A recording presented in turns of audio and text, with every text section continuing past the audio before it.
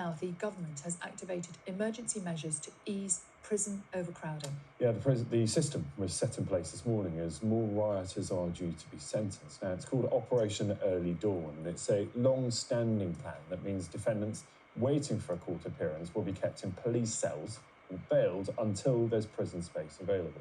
The current capacity of prisons in England and Wales is 89,191 prisoners. As of Friday, the prison population was 87,893. That's an operating margin of just 1,350. So let's talk now to Mark Fairhurst, who's the chairman of the Prisons Officers Association. Good morning. Morning. Nice to see you. So just explain what this means in practice. You can sort of understand some of the logic, but how does it work? So we will liaise with the court services who will identify prisoners in police cells who are more likely than not to need a prison cell because they'll either get remanded into custody or receive a conviction. So we will get the transport to pick up prisoners from police cells who we have a prison cell for, and we can guarantee that they will get a prison cell somewhere in the country. And therefore, if there's not that prison cell... There will be. Okay. We will guarantee a prison cell. We will make sure that those people who need to be in prison will be in prison, not necessarily in the area where they live. They may be 200-300 miles away from home, but we will guarantee people a prison cell.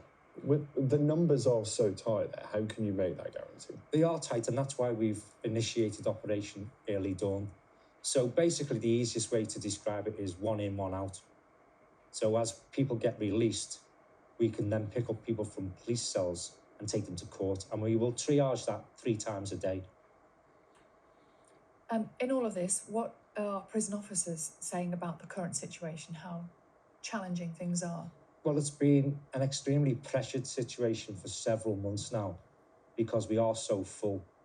And that's down to the previous government. Let's be honest about this. They closed 20 public sector prisons. They didn't build enough new prisons, didn't create enough prison space.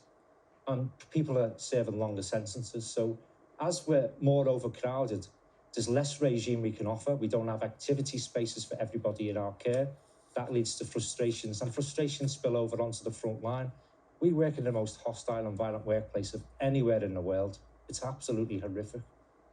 What would you say would be an appropriate capacity for prisons? I mean, we said there, so the current prison population, 87,893, leaving just, 1,300 spare places. You say there's not been enough investment in new prisons. What would that number look like?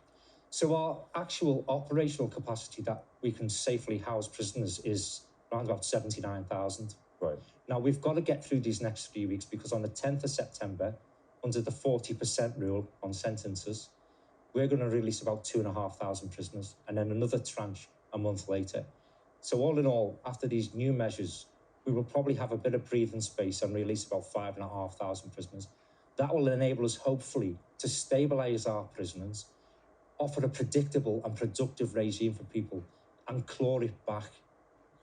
So you're saying, you just said a moment ago, didn't you, anyone who needs a prison cell will be found a prison cell. But can you just clarify for us, does this mean then that some people will be held for longer in police custody? So Operation Safeguard is where we use police cells, and the desire is to only have prisoners in police cells for a maximum of 24 hours. The police now have a decision to make. So if we can't take all their prisoners from their cells this morning or this afternoon, then they need to decide, do we hold that prisoner for another 24 hours or 48 hours, hoping that they will be up in front of the magistrate so they can go into prison custody, or do we have to bail them? So in reality, the most serious offences will end up in court. We will guarantee them a prison cell, and the lesser offences, the police will decide, do we hold on to them or do we bail them? So what is the knock-on effect then of police cells being blocked up?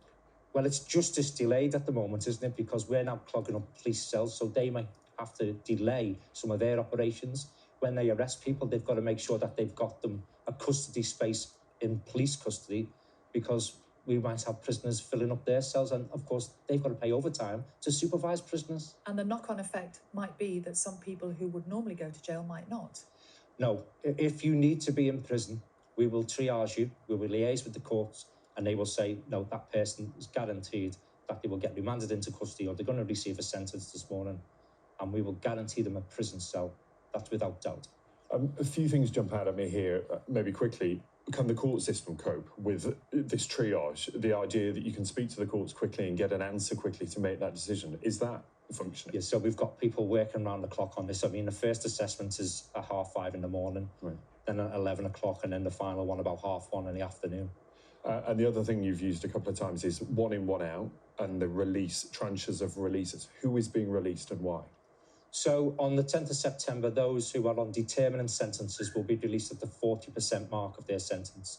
That doesn't include sexual offences, terrorist offenders, or serious violent offenders. So they will be released on the 10th of September. So it's these 3 weeks we've got to get through. So a temporary measure should only last for the next 3 weeks. We're hoping it doesn't last that long. But as of Friday, we only had 340 spaces left in the closed adult male estate. So we will shuffle prisons around the country to create space for our reception prisons who are feeling the most pressure. We know the big issue in all of this, and the reason that maybe some of these sentences have been handed down so quickly, is about the deterrent of that you will be prosecuted and you will be jailed pretty quickly. All of the messaging that comes out of this is, yes, you may be jailed quickly under, this new regime. What won't happen, though, is that you will serve your full sentence, that people are getting out early. So it really is mixed messages, isn't it? That, yes, you will be prosecuted, but you'll probably not serve your full sentence. No, if you get a determinant sentence for a non-violent crime or sexual offence, something serious, you will serve 40% of that sentence. Now, this has been brought in quite rightly by a Labour government because of the complete mess the previous government left us in. So they had no choice, really. They had to create prison space to give us a chance to do our job and stabilise our prisons, because doing nothing was really not an option. It's really interesting. We'll keep a close eye on how that happens, and it comes into force from September, right? September the 10th, we're going to get some breathing space with thousands of releases under the 40% scheme, yes. Good to talk to you this morning. Thank you for being with us. Thank you.